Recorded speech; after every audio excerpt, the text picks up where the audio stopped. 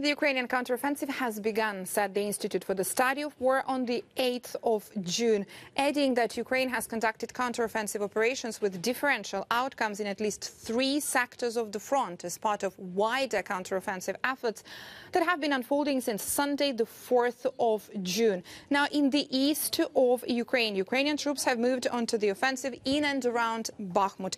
They have conducted localized attacks in the western Donetsk, eastern Zaporizhia region border and appear to be conducting ground attacks in western Zaporizhia region in the area south and southwest of Orikhiv. The Institute for the Study of War says the counteroffensive won't likely unfold as a single grand operation. It will likely consist of many undertakings at numerous locations of varying size and intensity over many weeks. Ukrainian forces are continuing to try to surprise the Russians about where the main effort will be.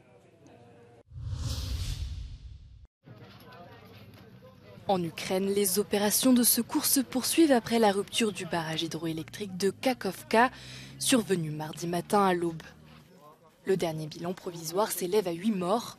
5800 personnes ont été évacuées et 4000 autres sont menacées de coupures d'eau potable. 17 localités seraient inondées et la montée des eaux pourrait encore durer 10 jours. Alors que Moscou et Kiev se rejettent la responsabilité de la catastrophe, l'Institut de sismologie norvégien NORSAR est formel. C'est bien une explosion qui a provoqué la destruction du barrage et non les dommages subis lors de bombardements au cours des mois précédents. L'Ukraine de son côté a publié l'enregistrement d'une conversation présumée entre des militaires russes qui confirmerait l'origine de l'effondrement. Ailleurs dans le pays, la guerre continue et les combats font rage. L'armée russe dit avoir repoussé plusieurs attaques ukrainiennes, prémisse d'une vaste contre-offensive qui semble se confirmer.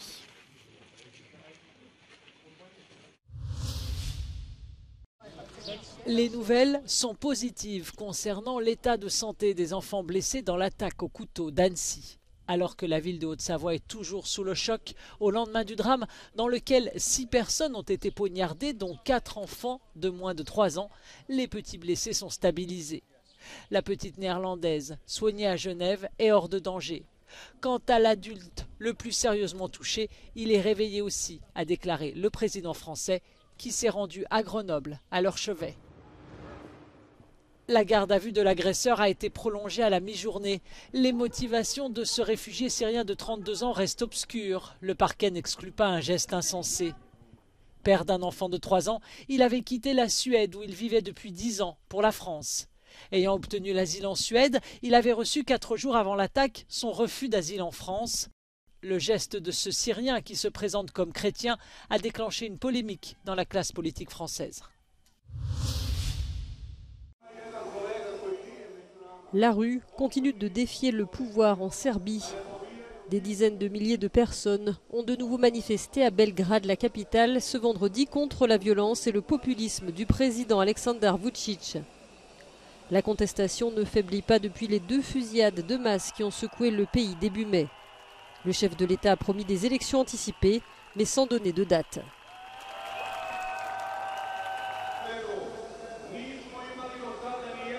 This is the 6th protest in Serbia against the violence. The demands are the same like the last time. First of all, resignation of the Minister of the Police, also resignation of the Director of the National Security Information Agency. They also want to close, first of all, TV stations that are promoting violence. Tens of thousands of people are in front of Serbian parliament and many people are still coming in this place. Novak Djokovic s'est qualifié vendredi pour la finale de Roland-Garros. Le Serbe est sorti vainqueur du choc contre le numéro 1 mondial Carlos Alcaraz. L'Espagnol de 20 ans a été victime de terribles crampes au tout début du 3e set, après déjà plus de 2h15 d'un match d'une rare intensité. Dans l'autre rencontre de la journée, le Norvégien Casper Ruud s'est qualifié pour sa 2e finale d'affilée à Roland-Garros aux dépens de l'Allemand Alexander Zverev. Ruud défiera dimanche Novak Djokovic qui cherchera lui à devenir le premier homme à décrocher un 23e titre du Grand Chelem.